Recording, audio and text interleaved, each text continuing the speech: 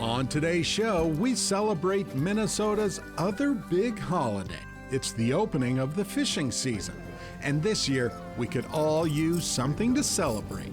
We share the story of a 93-year-old angler who never strayed from his favorite form of fishing. And this angler never forgets his fishing boat.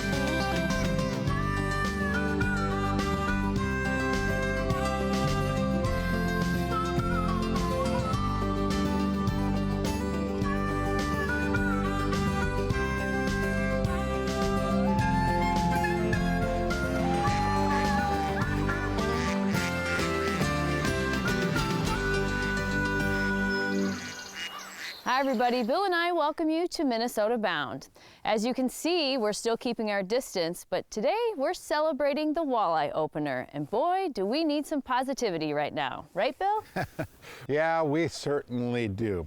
Up first, a story that might take a lot of anglers back in time. It's time for you to meet Martin Malone. I'll call him a well-seasoned angler who still fishes just like he did as a kid. Life has a funny way of bending time. Seems the older we get, the faster seconds seem to tick away. Come on, eye on Big Pine. Martin Malone thumbs through a lifetime of memories. Did that up in the woods on the farm. Many of his favorites, the result of fishing rod in hand. I remember the first bite I had. I got your bastard. Dad said, "You shut up." That was my first experience on the boat. Angling always seemed to fit into this longtime farmer's free time. Dad taught us how to work hard. Dad showed us love. Dad showed us how to hunt and fish.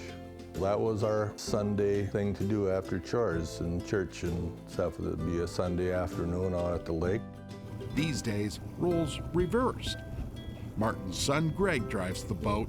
Anytime now, we're in good weeds. And Dad just fishes. I'm just riding.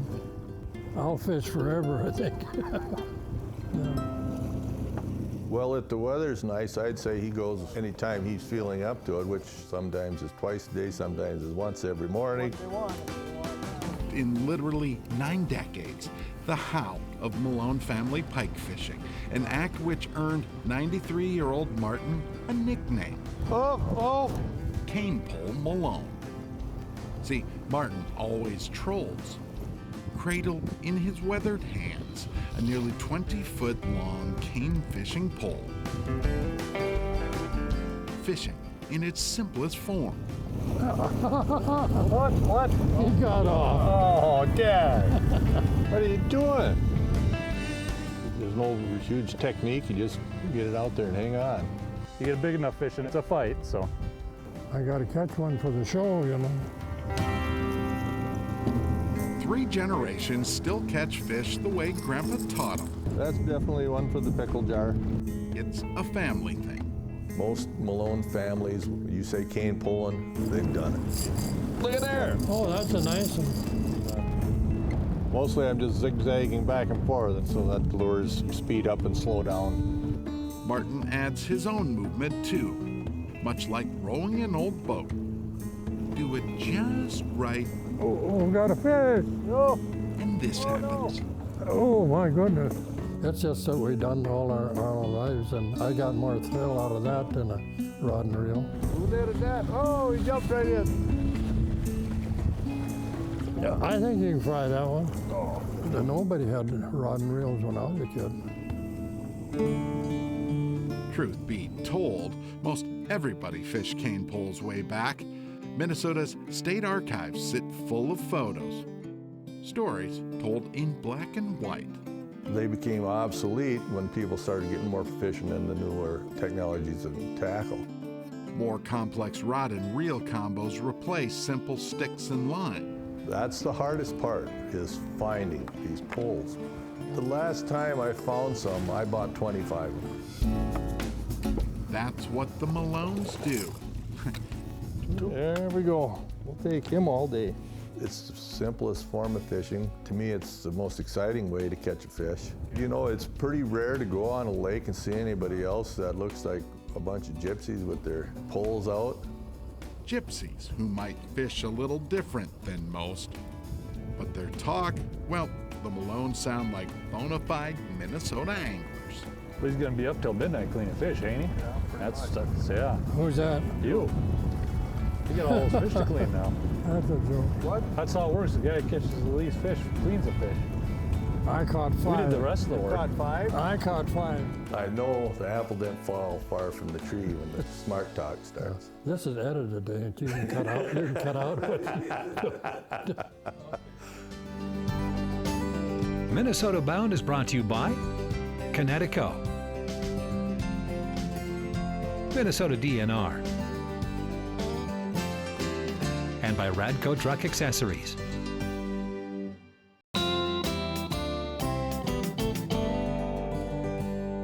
Many walleye opener traditions stay the same for a lot of families year after year. Exactly why Ron Shera headed up to Ely to meet the Carr family. The fishing opener.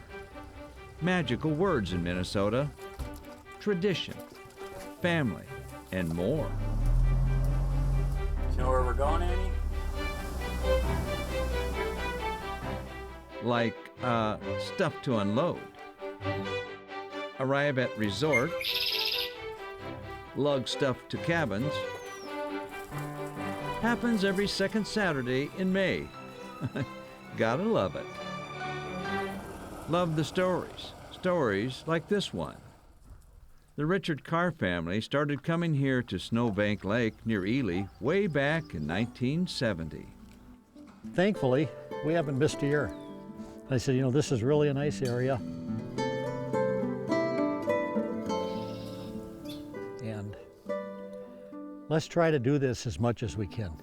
Including his wife Mary Kay and daughters. This is the first year we were up here, and this is a good story. On the back it says Nancy got her first fish. So I've always been proud of this picture until a couple years ago. And they informed me that Dad put the fish on the hook, said, Nancy, come here. And I tell people about, you know, our family's been coming here close to 50 years. They're just like, oh my gosh, I so want a tradition like that. It's usually not even like a question for most families if they're gonna make it up or not. It's kind of just, it's already like set in stone that they'll be here. Just something you just have to do. From the day we drive out of here to the day we come back in, it's, you know, all we think about all year long. We love it. Sometimes romance happens on opening day. Dick's granddaughter, Megan, I've been dating her for quite a while when we came up, and I proposed to her just around the corner in one of the bays. This is, it's got a special spot in both of our hearts here for sure. 'Tis the night before opener. Time to gather around the campfire. Tradition. 48 years from now, we'll still be doing it. Yep. Cheers.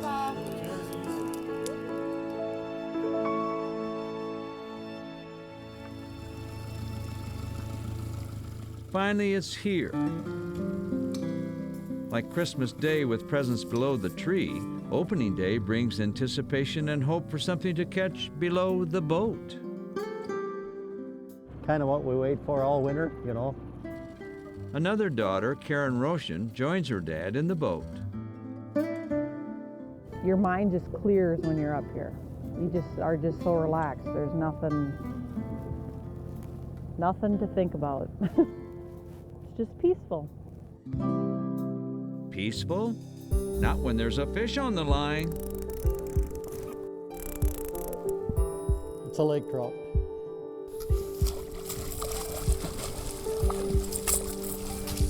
That's it. That's what she's all about. It's really nice that the family has been able to do this. I hope someday when I'm gone, I hope they keep the tradition going. Oh, absolutely. Till the day I die, no matter what, this will be a place that every year will keep coming. A Minnesota opener. Tradition. Everybody look, smile. Always so much fun. Be sure to check out our Instagram page at MNBound TV to see what we were up to for the opener. Come on, Dave. Still ahead, an angler who loves a single-seat kayak but never fishes alone. Closed captioning brought to you by Alumacraft Boats.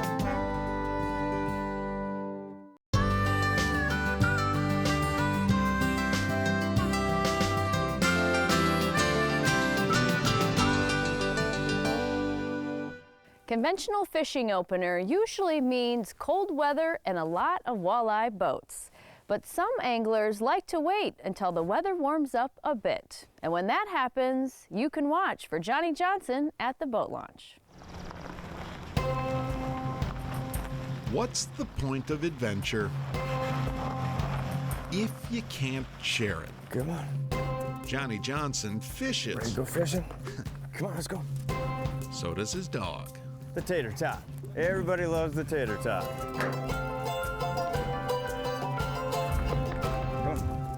This is Tater. He's my fishing buddy. He's been my fishing buddy for the last 7 years now. He's the best fishing buddy ever because he doesn't tell me where to fish or how to fish. Good thing, too. Isn't that right, buddy? Johnny won't take much fishing advice. See, he's sold on a single technique. Johnny likes paddle power, the simplicity of kayaks. I'll mount up a fish finder up front, got a rod holder here. I've got storage up front on my tater perch. With this milk crate, I get to carry all my tackle, and I keep tackle back here as well. You can never have too many poles. It's relaxing, and it's probably the best way to catch fish. You know, the last 10 years have been dominated by the growth of kayak fishing and everything related to it. Slide one of these boats into the water and you might better understand. Slick! The lure of quiet water, the intimate act Come on, Tate. of simple fishing. Let's go. Up. Good boy. All right, let's rock it.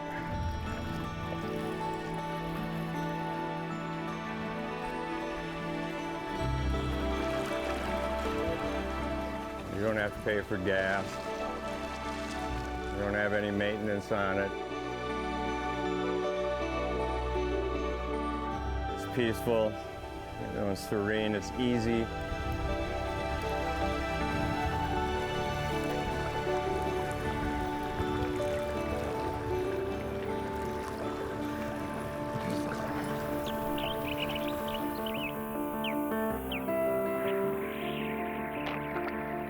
Again, in a kayak, you can be stealthy. Which means Johnny and Tater seem to sneak right onto the hot spots. You're fishy, fishy. Oh, you dirty. I'm getting too anxious. Doggone it. Yeah, we should have taken something by now. Yep, seems a slow bite on this lake. Right, Tater? Yeah, he's wondering what's going on, really. If only he could talk. The dog might say, go to the video. There he is. See the little pole sticking off the back of the kayak? Spin it around at different angles. Kayak anglers like to document their trips. Yeah, I probably made 10 videos this year. And it's proof that kayakers catch a pile of big fish. Nice one. To see is to believe. To hear it is too. Where'd he go? See, every time Johnny boats a fish, see how he comes right to me. Tater sort of, oh yeah, he wants it. Tells the world about it. Where'd he go? Where'd he go? If you see me out on the water and you hear him yelp like that, I'm not kicking my dog. He's just upset because I just let a fish go. No, seriously. Little one. Tater gets whipped up every time. So next time you're on the water and hear a dog bark, watch out for a kayak. Might be Tater and Johnny sneaking into your best fishing spot. Where'd he go? I'll never fish another way. I've been doing this for 10 years now, and I wish I'd been doing it 30 years ago.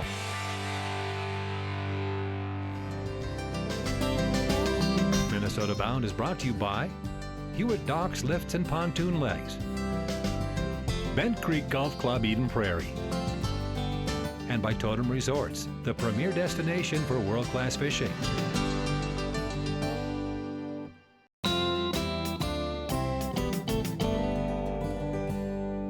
I have been in the boat for one too many ugly walleye openers, you know, where the weather is windy and cold and full of sleet, which is why anglers should love this next story. Ron Shera heads to a spot where you'll find the prettiest pictures of boats, lakes, and rivers.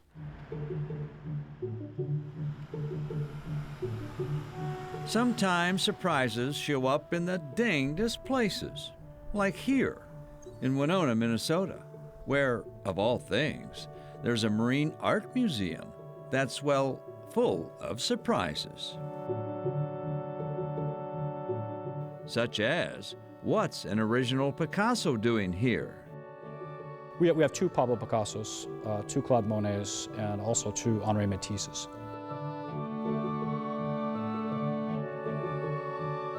Famed historic original paintings just hanging here along the banks of the Mississippi River.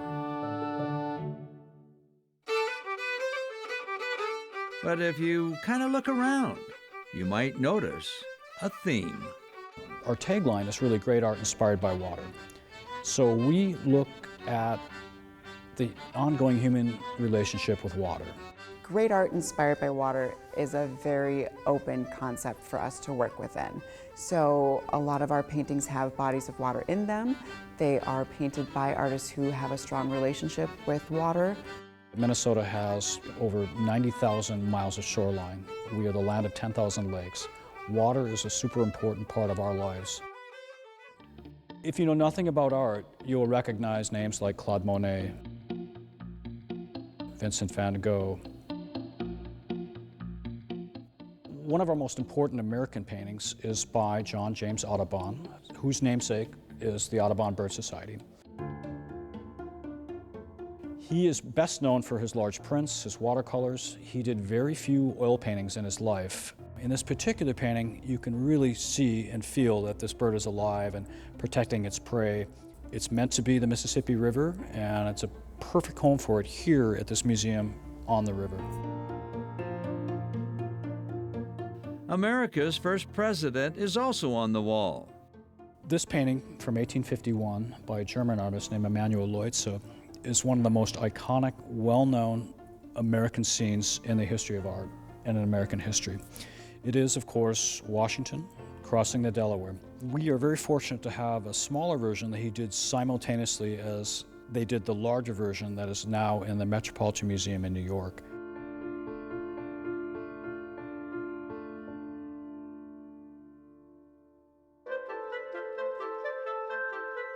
We have a very important one from the 1860s by an artist named Alfred Pritchard. When it came up on auction a few years ago, they asked both the University of Wisconsin and the University of Minnesota, do you recognize this? Well, within 2 minutes, the people from Wisconsin said, oh, that's Winona, that's Trempealeau Mountain. The museum itself was founded by a group of local business people who were interested in finding a home for a very large river barge that was in the process of being decommissioned, being retired. But from there, it grew to include some other people who were collecting art with a water-based theme. And then from that, we decided to go with just a museum centered around art inspired by water. It's about water and our relationship with nature. So you've never seen a Matisse, huh? No. The majority of our visitors are jaws on the floor. So the next time you're in Winona and you step into this marine art museum, be prepared. Shock and awe. Just don't act surprised.